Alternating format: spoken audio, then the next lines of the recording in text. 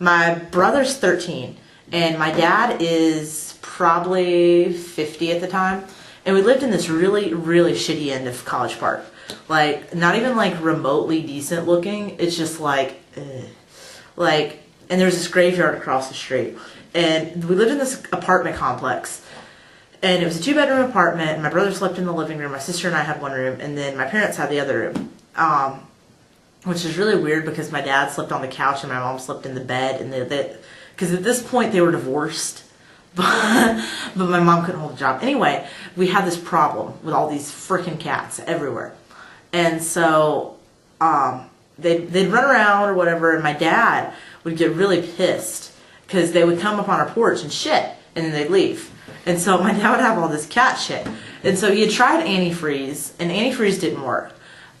He would put antifreeze in their water, and they'd drink it, and sometimes they'd die, sometimes they wouldn't. But he thought that didn't get the message across. Well, it was actually our neighbors below us who owned most of the cats. It was just this crazy cat lady. So my dad's like, forget this shit. And he has, mind you, my father is a convicted felon, so he's not supposed to have a shotgun.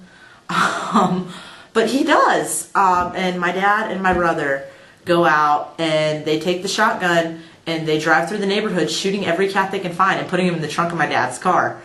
At this point, my dad would come home, and he wouldn't put the cats on people's porches just yet. He'd wait for that because my mom told him that he wasn't allowed to go around the neighborhood with a gun shooting cats anymore because he would have to go back to jail, and then we'd be on the street again living in our station wagon.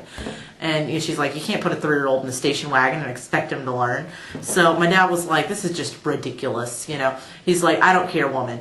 So my mom got to the point where she would have to start checking his car to make sure he hadn't hidden cats in the trunk. Because he would shoot him in the morning when my mom had gone off to work. And then when she'd get off work, she'd come home. And of course, there were some interesting times. And we never had very reliable cars because my father was a mechanic. That was what he did. He did transmissions. So he could actually do that completely drunk. So it was a good field. But we never had nice cars that would always run because my dad's excuse is, why pay more money when I can just fix it if it breaks? So my mom would borrow the car sometimes, and she'd be driving around, and then she'd be like, what's that smell?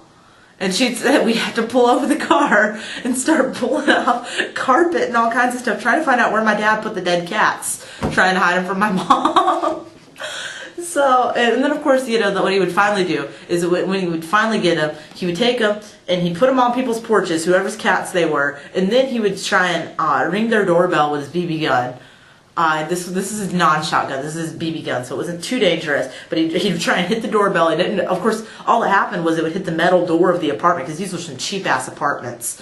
And then it would just pop, pop, pop, pop. And then of course the neighbors would start screaming, either call 911 and the police would be there in no time, or you know, we did this. And of course, the funny thing about this is that this neighborhood was like predominantly black, so your traditional stereotypes that people would have of like the black people and then apartments causing all this drama were like completely false, because we were the only white people in there and we caused more trouble than anybody. We were just like, sure enough, like fucked up trailer trash just in an apartment.